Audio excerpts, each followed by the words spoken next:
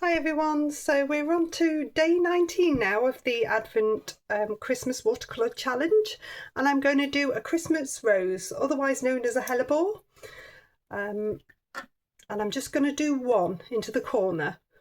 I have a plan and it's coming together. So I've drawn this out. I'll pop a photo up big. It's quite a simple drawing, and we can go from this using the same palette, and I'll talk you through the colours as I go. So I'm going to wet each petal individually. I'm going to use a little bit of this purple, nice and watery. It's a great colour for shadow on white.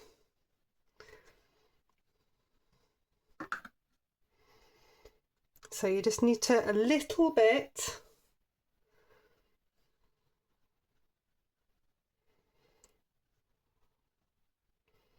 And you're going to get a really nice gentle shadow.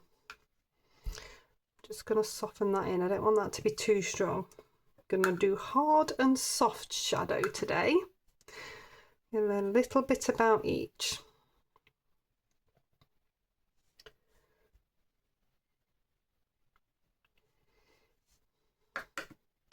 So you don't want to eliminate the white totally. You're just working your way around. Tiny bit of purple.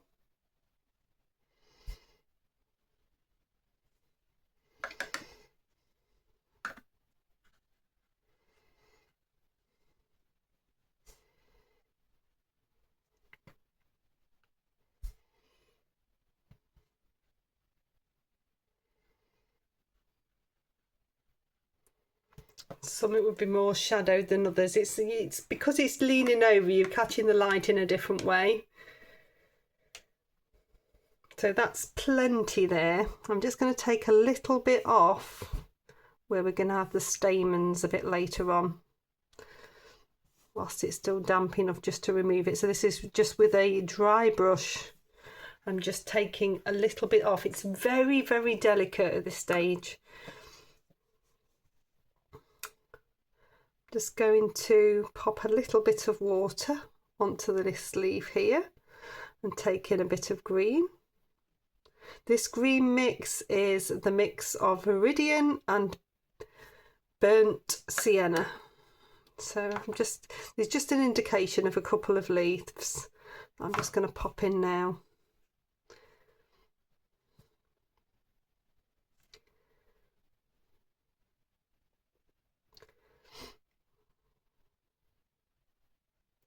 So it's run a little bit into there. I actually don't mind that. I quite like it when that happens. But I will just stop it running any further by just pushing back with a dry brush. There's only a little bit that's going to go into here anyway. Okay, so I'm going to dry that one off. Okay, so that's nicely dry. I've swapped down now to a rigger. So I'm going to pick up a tiny bit of this purple colour, and I need to start to put in some harder shadow. So I don't want this to be too strong. Remember, this is still white. The beauty of using a rigger is you're filling it up with water and dabbing a tiny bit in, and it's not too defined. It also helps that when you get round to the bit where you need the sharp shadow for where the stamens are, you're going to get that working. So I can pop a little bit here. You just got to make sure when you're doing all of this that it's not too strong. I can't emphasize it enough. It needs to not be strong. It's a watery purple. To get a little bit more shadow from the stamens. And this is what we class as hard shadow. So it's sort of when the light catches it more, you get hard shadow.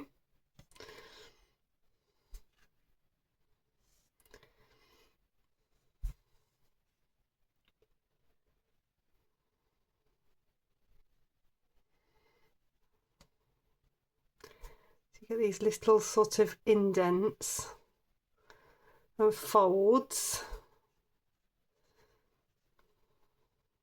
I just want to pull a few of those out. Can also come down the adjoining petal lines with a little bit of shadow. As long as it's not strong, it will work. If it's strong, then it tends to look like you've outlined something. So that is my hard shadow gone on. And dry that off. Okay, so that's nicely dry. I'm back to my rigger and I'm going to come into the cadmium yellow. So I've loaded it with water, dipped into the neat cadmium yellow, and I'm going to start to do these stamens. So I'm resting on my little finger and I'm flicking the paint out. I also want to come in and dot it a little bit more towards the bottom, so it's already looking like a pretty flower. If I just dip into the green, because there is a hint of green, I'm just going to dot a little bit of that in, and it will just run a little bit with it being wet. With a damp brush, if I just pull that green just down the joining lines of the petal, it just helps to ground it into the centre.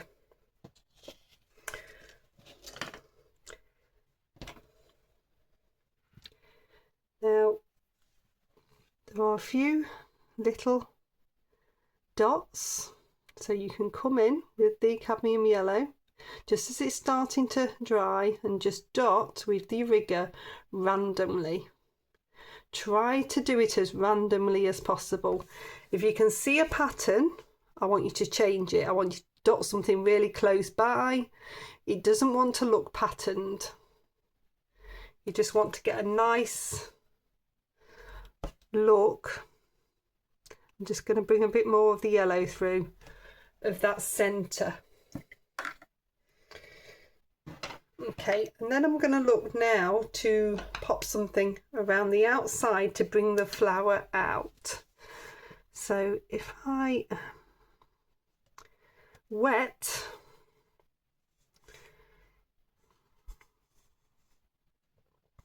I'm going to twizzle around this way. I'm going to wet around this leaf. I'm going to take it further. The reason I'm twizzling is because this bit is still wet, so I want to do that bit last. There's always method in my madness. So I've decided to start this side. And if you can see the point of your brush, it's much easier. So twizzling round makes it easier. And I'm going to use this time a little bit of the phthalo blue.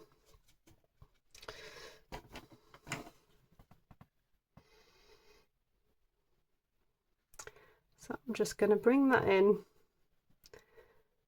around that outside edge, using the tip of the brush to get right into the petals. And this will start to pop this Christmas rose out, and it will make it look white.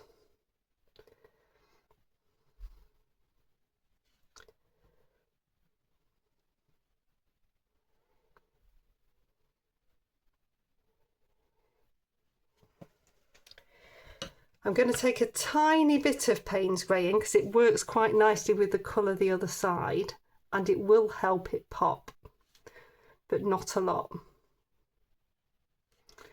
So I'm going to take it in just little places, so not everywhere. So I don't want to outline it. I'm just going to take it in places just to help that flower pop out. Okay, I'm going to twizzle back round.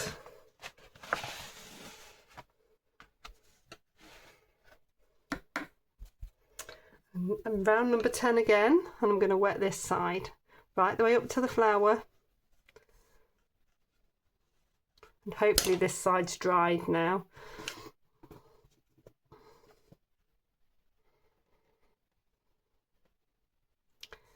I'm coming into the blue.